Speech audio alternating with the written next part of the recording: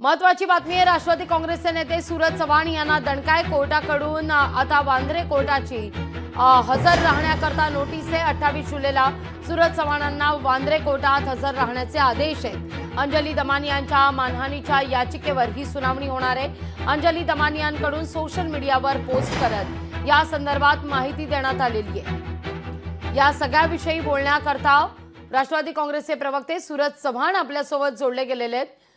चव्हाणजी, काय नेमका हा सगळा प्रकार आहे?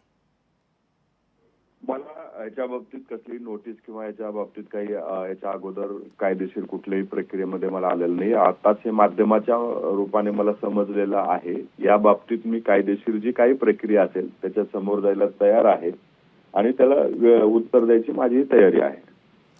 अगदी, पण असं कळतंय अंजली दमानियांच्या मानहानीच्या याचिकेवर ही सुनावणी आहे। सूरजजी, तुम्ही असेच आमच्यासोबत जोडलेला अंजली दमानिया सुद्धा आपल्या सोबत जोडल्या गेलेल्या आहेत। अंजली ताई, काय सविस्तर सांगाल या सगळ्या संदर्भात?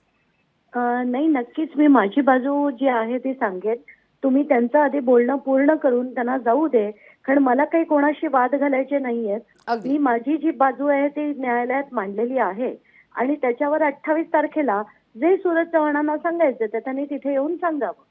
त्यामुळे मला आता टीव्हीवर कुठल्याही प्रकारचे वाद घालून फुकटचे आर्ग्युमेंट्स करायचे नाहीयेत। तुम्ही त्यांचं म्हणणं आधी पूर्ण करा आणि मग मला फोन करून माझं म्हणणं घ्या। अगदी अंजलीताई, त्यांचा मुद्दा मी ऐकून घेतलाय। सूरजजी, धन्यवाद आमच्याशी संवाद साधला त्याबद्दल। अंजलीताई, बोला तुमचं म्हणणं।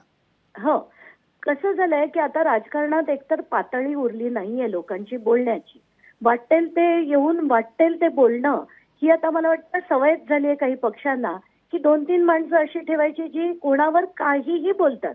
म्हणजे या सूरज चव्हाणांनी एकदा माझ्यावर की सुपारीबाज बाई आहे, ही रिचार्जवर चालणारी बाई आहे, यांचे माझ्याकडे व्हिडिओज आहेत, तमुक तमुक असं जे सगळं बोलले होते त्याच्यावर माझी इतका संताप झाला होता। त्याच्यावर मी प्रेस कॉन्फरन्स देखील घेऊन सगळे डिटेल्स दाखवले। म्हणजे या इंटरनॅशनल ट्रिप करतात, यांच्याकडे पैसे कुठून येतात, तेव्हा मी प्रेस कॉन्फरन्स घेऊन की हे माझे इन्कम टॅक्स रिटर्न आहे, या वर्षाचा 2,18,00,000 मी टॅक्स भरलाय, मी म्हटलं तर महिन्यातनं 2 सुद्धा इंटरनॅशनल ट्रिप करू शकते, ह्याची सगळी माहिती मी दिली होती।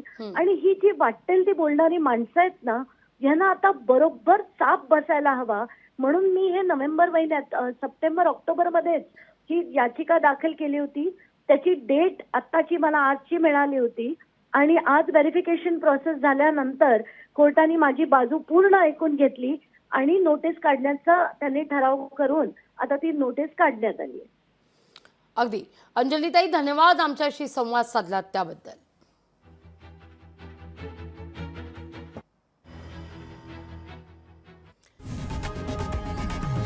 लोकशाही मराठी ऐका, पहा, जागरूक रहा।